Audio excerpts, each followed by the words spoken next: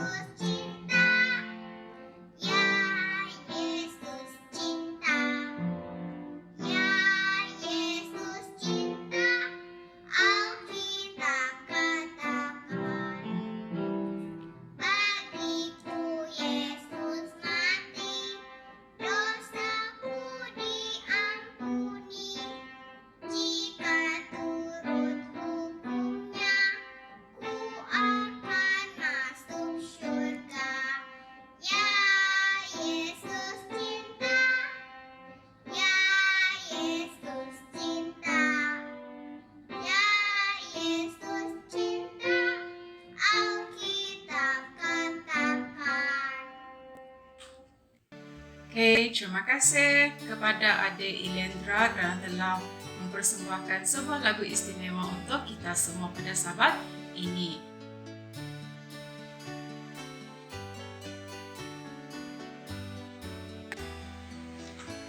Hari ini kita akan belajar tentang seorang lelaki yang menaiki kapal menuju ke arah yang salah.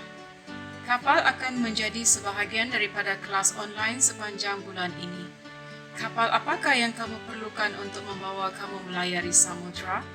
Dalam cerita kita hari ini, kita akan belajar mengenai beberapa orang yang menaiki kapal dalam ribut kencang. Salah seorang daripada mereka adalah seorang nabi yang nama Tuhan utus untuk memberi amaran kepada orang-orang jahat. Apakah makna misionari? Apakah makna nabi? Dalam pelajaran kita hari ini, kita akan belajar mengenai seorang yang diutus oleh Tuhan untuk memberitahu orang lain tentang Dia. Baca Mazmur 40 ayat 8. Orang hendak melakukan kehendak Tuhan kerana mengasihi Tuhan dan Dia menjaga mereka. Dan itu membawa kita ke mesej kita hari ini. Orang-orang di dalam keluarga Tuhan berkongsi kasihnya dengan orang lain. Sekarang, kita memberi masa kepada Aunty Audrey untuk memberi kita pelajaran Alkitab Sabat ini.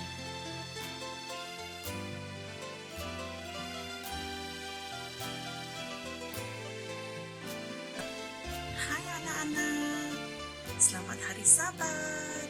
Saya, Aunty Audrey, akan berkongsikan pelajaran Alkitab kita untuk Sabat ke-10. Tajuk pelajaran Alkitab kita untuk Sabat ini ialah Nabi yang melarikan diri.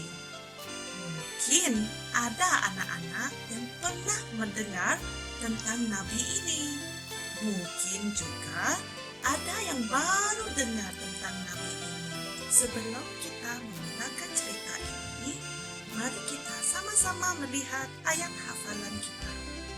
Ayat hafalan kita untuk Sabat ini ialah Aku suka melakukan kehendak-Mu, ya Tuhanku.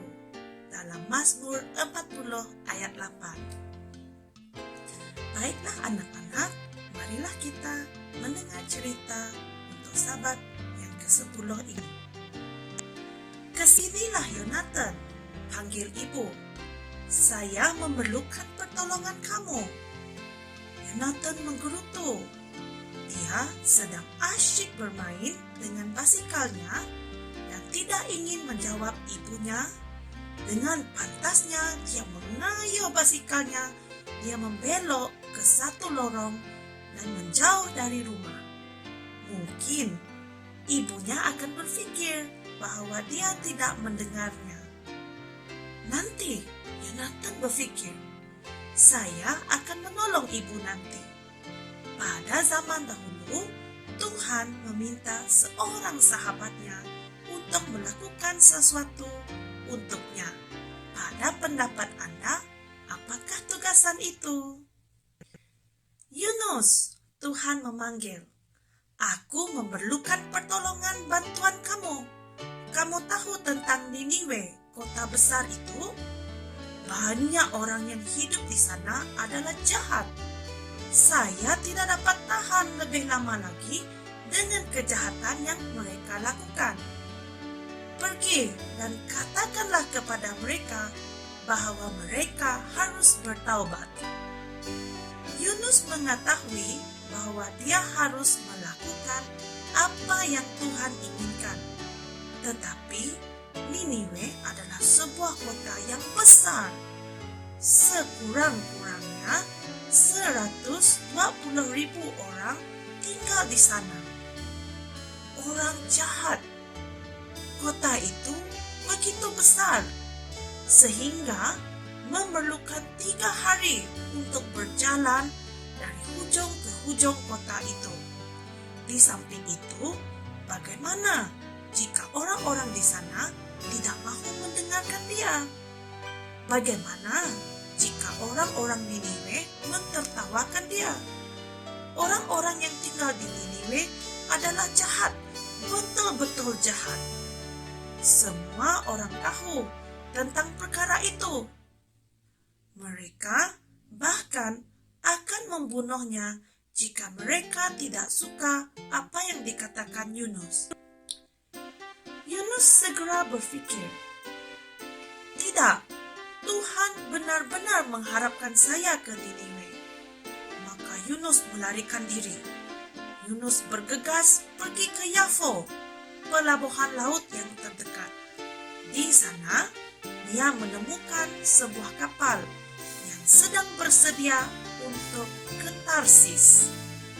Dia benar-benar tidak peduli kemana kapal itu akan berlayar, asalkan tidak ke Niniwe atau mana-mana tempat yang berdekatan dengan Niniwe. Dengan segera, dia membayar tambang perjalanannya dan naik ke kapal. Segera setelah menaiki kapal itu segera berangkat. Setelah melihat garisan pantai menghilang, Yunus berasa aman. Dia mencari tempat yang tenang dan jauh dari pelaut dan segera tertidur lelap. Yunus tidak merasa bahwa kapal itu mula bergoncang. Pada mulanya, goncangan itu tidak kuat, tetapi kemudian ombak di laut bertambah tinggi dan semakin tinggi. Awan badai semakin besar. Layar mulai koyak diterpa angin. Namun, Yunus tidur dengan nyenyak, sehingga dia tidak mendengar deruan angin atau bunyi guntur. Kapal ini akan pecah. Kita semua akan tenggelam. Para pelaut saling memanggil satu sama yang lain. Dengan penuh keinginan untuk hidup, mereka mencoba untuk meringankan kapal. Barang-barang, persediaan, semua yang dapat dibuang dilemparkan ke laut. Namun, Yunus tetap tertidur. Kapten kapal mencari penumpang dan menemukan Yunus yang masih tertidur.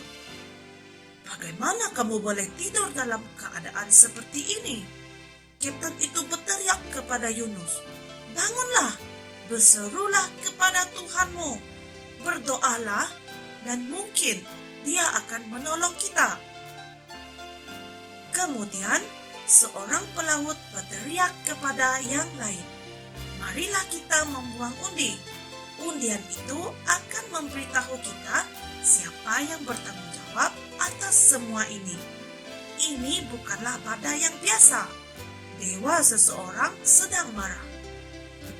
Yunus berusaha untuk bersembunyi dalam bayangan, tetapi para pelaut tidak membiarkannya. "Kamu harus ikut serta dalam undian ini," kata mereka. Dengan hati yang berat, Yunus terpaksa menyertai undian itu. Dia mengetahui bahwa dialah yang bertanggung jawab. Ketika undi dibuang, semua orang lain juga tahu. "Siapakah kamu?" tanya para pelaut. "Apakah yang telah kamu lakukan? Dari manakah kamu datang?" Yunus menjawab, "Aku adalah seorang Ibrani. Aku menyembah Tuhan di surga. Tuhanku mencipta darat dan lautan." Kalau saja Yunus membawa perkabaran itu ke Niniwe. Namun, Yunus memilih untuk lupa bahwa dia tidak akan pernah dapat lari dari Tuhan. Sebagai gantinya, orang-orang atas kapal itu menderita. Kita semua adalah sebahagian dari sebuah masyarakat. Segala sesuatu yang kita lakukan berpengaruh terhadap orang lain. Ketika kita melakukan apa yang Tuhan inginkan, kita dapat membuat hal yang baik terjadi di dalam masyarakat kita. Kita dapat membagikan kasih-Nya kepada orang lain. Jadi anak-anak, di sini Anti ingin bertanyakan suatu soalan. Apakah community? Nah, community itu adalah kumpulan orang yang tinggal di sesuatu tempat. Anak-anak berada dalam community yang mana satu? Bagaimanakah perasaan anak-anak jika dapat berkongsikan kasih Tuhan dengan orang-orang di dalam community yang anak-anak diami sekarang? Adakah anak-anak perlu berkhotbah untuk berkongsikan kasih-Nya? Mari kita lihat balik ayat hafalan. Dalam Mazmur 40 ayat 8 mengatakan, "Aku suka melakukan kehendak-Mu, ya Allahku, Taurat-Mu ada dalam dadaku." Apakah kehendak Tuhan untuk kamu? Ingatlah mesej kita pada hari ini. Mari kita ucapkan mesej ini bersama-sama. Orang-orang di dalam keluarga Tuhan berkongsi kasih-Nya dengan orang lain. Baiklah anak-anak, mari kita pergi ke bahagian mengaplikasikan pelajaran.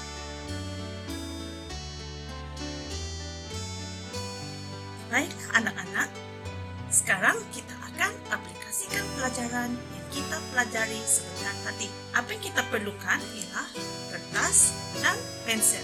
Tuliskan perkataan siapakah kamu di atas kertas tersebut dan gambarkan diri kamu di atas kertas itu. Sebagai contoh, di sini saya tulis diri saya sebagai mama. Baiklah anak-anak, sepanjang minggu berikutnya kita akan belajar tentang community dan bagaimana kita dapat menyesuaikan diri dalam community kita, yaitu keluarga Tuhan. Perkataan-perkataan kamu tersebut memberitahu bagaimana kamu tergolong dalam beberapa community, yaitu keluarga kamu, sekolah, gereja, kejiranan, dan sebagainya. Orang dalam community mengambil berat antara satu sama lain. Dan inilah mesej kita pada hari ini. Orang-orang di dalam keluarga Tuhan berkongsi kasih-Nya dengan orang lain. Mudah kan mencari perkataan-perkataan yang menggambarkan diri kamu sendiri? Apakah yang kamu ketahui mengenai diri kamu Mungkin kamu seorang yang baik hati. Mungkin kamu seorang yang ceria. Yang manakah satu bahagian diri kamu yang selalu kelihatan? Mana satu kamu lebih suka? Mengapa? Mari kita baca ayat hafalan sekali lagi. Ayat hafalan kita hari ini terdapat di Mazmur 40 ayat 8 yang mengatakan, Aku suka melakukan kehendak-Mu, ya Allahku. Taurat-Mu ada dalam dadaku. Perkataan manakah yang kamu tulis tentang diri kamu yang mahu melakukan kehendak Tuhan? Jika kamu suka melakukan kehendak Tuhan sepanjang masa, kamu adalah benar-benar anggota keluarga Tuhan. Dan jika kamu adalah keluarga Tuhan, kita mahu memberitahu orang lain tentang Tuhan. Sekali lagi, kita melihat mesej kita pada hari ini. Orang-orang di dalam keluarga Tuhan berkongsi kasihnya dengan orang lain. Itu sahaja daripada Aunty pada hari ini. Terima kasih kepada Aunty Audrey kerana telah memberikan kita pelajaran pada hari ini dan semoga semuanya memberikan manfaat kepada kita semua. Dan sekarang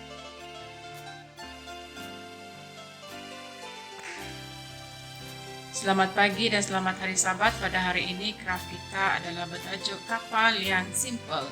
Kita perlu menggunakan magic pen,